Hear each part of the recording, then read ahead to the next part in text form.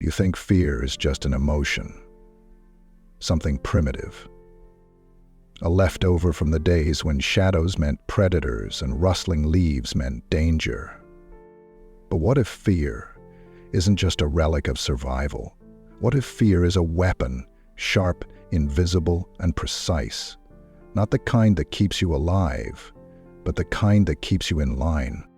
You see, the most powerful control doesn't come from chains or cages.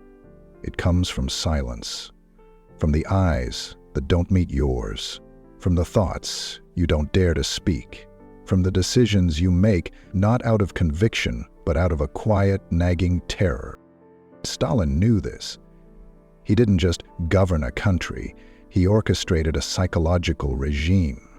He understood something many leaders before him didn't fully grasp, that the human mind, when steeped in fear, will police itself far better than any soldier could. That people will turn themselves into prisoners if the punishment for freedom is worse than the reward. And the scariest part? It worked. But this wasn't brute, animalistic dominance. It was calculated. Hobbes once said that in a state of nature, life is solitary, poor, nasty, brutish, and short. So people surrender their freedom for safety. Stalin took that logic and twisted it. He gave people safety from everything, except himself. You didn't have to be guilty. You just had to look like you might be. Speak too confidently, stay too quiet, know too much, know too little. It didn't matter. In a society shaped by fear, innocence is irrelevant.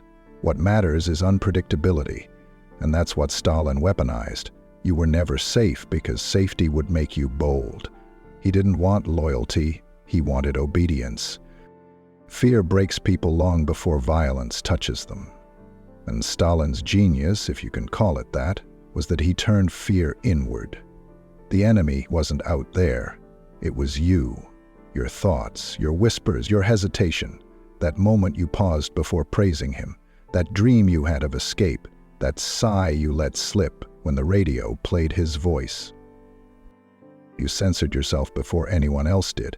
You spied on your neighbors not because you hated them, but because you were afraid they'd do it first.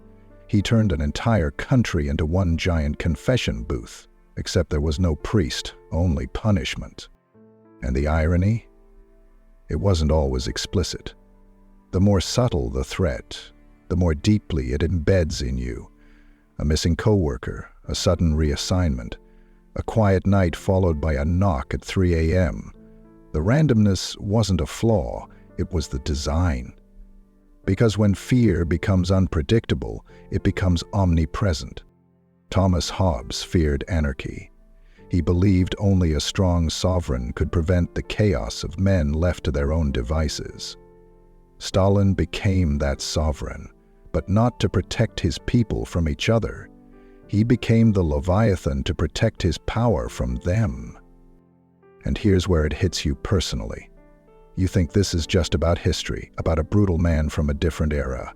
But if you've ever stayed quiet in a room full of people just to avoid conflict, if you've ever changed your opinion just to keep a friend, if you've ever told yourself, better safe than sorry, when your heart screamed the opposite, you already understand how fear rules. Stalin just scaled it. He made trust impossible. That's the first step in any authoritarian strategy. Not banning books, not killing dissidents, that comes later. First, you break trust. Between friends, between families, between people and their own perception of reality. If you can't trust your own thoughts, someone else will think for you. You were rewarded for your silence, punished for your honesty. So eventually you forgot what honesty even looked like. You started believing your own lies. That's how fear works. It doesn't just control your actions, it rewrites your identity. And when fear becomes normal, tyranny becomes invisible. That's the tragedy. You start calling it patriotism, or discipline, or loyalty. You start clapping when others are taken away, not because you believe they deserve it, but because you're relieved it wasn't you. Relief is a twisted form of gratitude in a world governed by fear. You thank the system for not noticing you. You pray to be invisible. That's how Stalin stayed in power. Not because people loved him, not even because they believed in him, but because they feared each other more. Think about that. The real genius of his strategy wasn't that he made people fear him. It's that he made people fear one another. You didn't need to be watched if you believed someone else was watching. You didn't need a cage if your thoughts already lived in one. You didn't need orders if fear had already become instinct. This wasn't sustainable leadership. It was psychological warfare.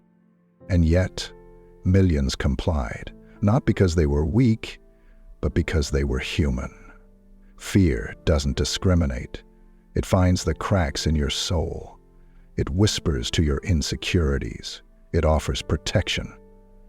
But only if you stay small. Nietzsche warned us that whoever fights monsters must be careful not to become one. But Stalin didn't fight monsters. He became the monster and convinced others to become smaller ones to survive. That's the secret power of fear. It multiplies. Quietly, efficiently, without needing to be fed. And when it becomes the currency of a culture, everything is transactional. Love becomes survival. Truth becomes strategy. Kindness becomes liability. You begin to ask yourself, what's the cost of being brave? What's the risk of being free? But maybe the better question is, what's the cost of staying afraid? Because fear doesn't just live under dictators. It lives in workplaces, in relationships, in the stories you tell yourself to stay comfortable, in the rules you follow that no one actually made, but everyone obeys. And that's where you find yourself now, not in Stalin's Russia, but in your own mind, still haunted by fear, still editing your thoughts, still choosing silence when your soul begs you to speak. But here's the truth no tyrant wants you to realize. Fear only works when it's shared in silence. It loses its grip the moment you give it a name, the moment you trace its shadow to the source, the moment you say out loud, "This isn't power.